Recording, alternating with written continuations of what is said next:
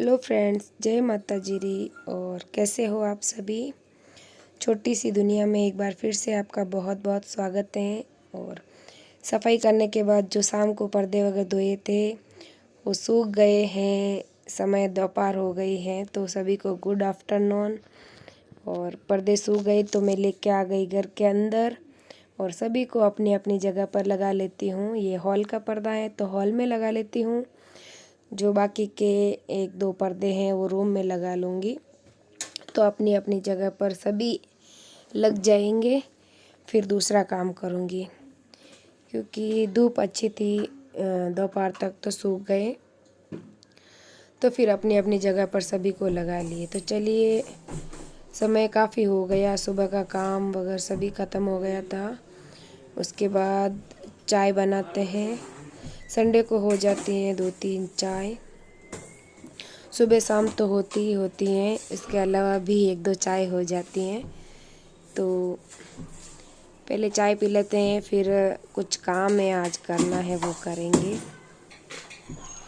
तो सेव वगैरह निकालनी थी रक्षाबंधन के लिए। राखी पर निकालते हैं ना सभी, तो मैंने भी सोचा था कि आज निकालेंगे। संडे का दिन है आज, तो हस्बैंड जी अगर घर पर हैं तो निकाल लेंगे, नहीं तो फिर लेडीज़ की अकेले की बस की बात नहीं है। उसे निकालनी बहुत मेहनत पड़ती है और अकेले से होता भी नहीं है। तो इस वजह से संडे को ही निकाल रही हूँ। तो चाय बनकर तैयार हो गई है, ये देखिए। और अच्छी सी अदरक बना लूँगी। तो बिल्कुल तैयार हो गई है चाय, और छान लेंगे चाय। फिर तो क्या बहुत काम पड़ा है। और सेव निकालने में भी शाम हो जाएगा लगता है मुझे, क्योंकि बहुत टाइम लगता है। तो चलिए, आप भी चाय पी लीजिए और हम भी चाय पी लेते हैं। तो मिलते हैं चाय पीने के बाद। और अच्छी सी चाय बनकर तैयार हो गई है। तो फिर चाय वगैरह पी ली थी मैंने, और मैं जा रही हूँ मेरे फ्रेंड के घर। मशीन लाने गई थी, मशीन मेरे पास नहीं थी तो मशीन वगैरह लेके आ गई। और गेहूं का आटा है जिनका मैं मैदा निकाल रही हूँ। एक बड़ी सी टप ले ली हूँ। था तो थोड़ा ही, लेकिन बड़े से बर्तन में जल्दी से हो जाता है, फटाफट निकल गया था। 2-4-5 राउंड में पूरा काफ़ी निकल गया था। जितना मुझे चाहिए था उतना हो गया। तो इसी तरीके से मैदा निकाल रही हूँ मैं गेहूं के आटे से, कपड़ा बांधकर।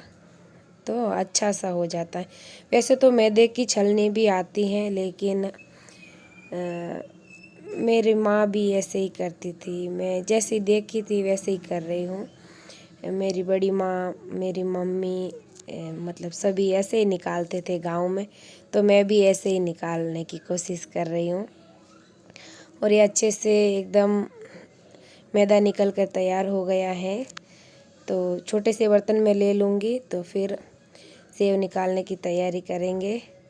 ज़्यादा हैबिट तो नहीं है मुझे, जैसे तैसे ही जितनी चाहिए उतनी निकाल लेंगे क्योंकि जो गांव में रहते हैं उनको ज़्यादा हैबिट है और अच्छे से टाइट आटा लगाना पड़ता है इनका।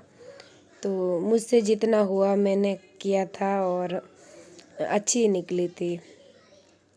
तो डिम्पल बोल रही है मैं भी लगाऊंगी, मैं भी दबाऊंगी, मतलब तो ये बेलन से दबा रही है और मैं भी हाथ से, और दोनों माँ बेटी करके सेव बनाई थी।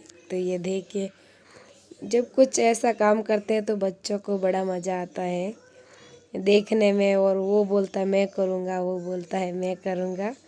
तो देखिए, एक हटा और दूसरे की बारी आ गई। तो इसी तरीके से निकल गई थी सेव। काफ़ी धीरे धीरे कर कर निकाल ली थी जितनी हमें चाहिए थी। तो फिर मेरे आंटी जी आए थे। ये मेरे घर के मालिक हैं, मतलब हॉनर आंटी जी।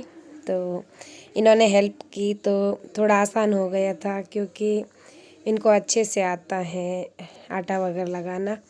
बड़े हैं ना तो काफ़ी सालों से कर रहे हैं तो थोड़ी हैबिट है, हम लोगों को नहीं है तो कर लेते हैं जैसे तैसे कैसे भी। लेकिन फिर आंटी जी आ गई तो काफ़ी हेल्प मिल गई और अच्छे से हो गया था।